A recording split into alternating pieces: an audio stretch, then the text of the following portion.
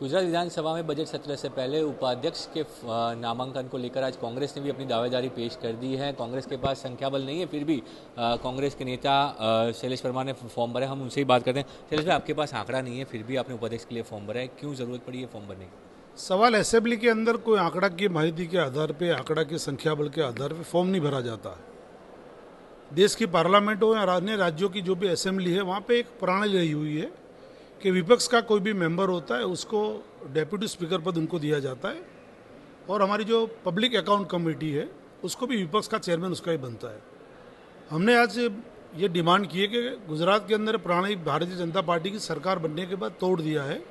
हमारी ये डिमांड है कि विपक्ष के तौर पे हमारी संख्या बल कम है, लेकिन कांग्रेस पार्टी के 12 हम विधायक हैं, सबसे विपक्ष में हम ज़्यादा विधायक। इसके तौर पे हमने डेप्यूटी स्पीकर पद प्रणाली के हिसाब से विपक्ष को देना चाहिए। इसके लिए पार्टी ने मुझे आज आदेश किया है और मैंने आज डेप्यूटी स्पीकर का फॉर्म भरा हुआ है। जीत हार तो तय है कि संख्या बल वहाँ पे है, तो क्या मैसेज कांग्रेस पार्टी देना चाहती है इस नामांकन के जरिए? और बीजेपी ने जो उम्मीदवार दिया है, ओबीसी कैंडिडेट है, वहाँ से किस तरह से देखते हैं कांग्रेस इसको? पहले तो संख्या बल के आधार पे तो अगर चुनाव अगर होता है तो स्वाभाविक है कि भारतीय जनता पार्टी की संख्या ज़्यादा है तो उनका ही डेप्यूटी स्पीकर बनेगा। हमने जो डिमांड की है, हमें भी पता है कि संख्या बल हमारा कम है। हमने तो डिमांड इसके लिए संविधान के तौर पे विधानसभा के नियम के अनुसार विपक्ष का मेंबर को डेप्यूटी स्पीकर पद देना चाहिए, वो डिमांड हमने रखी हुई है।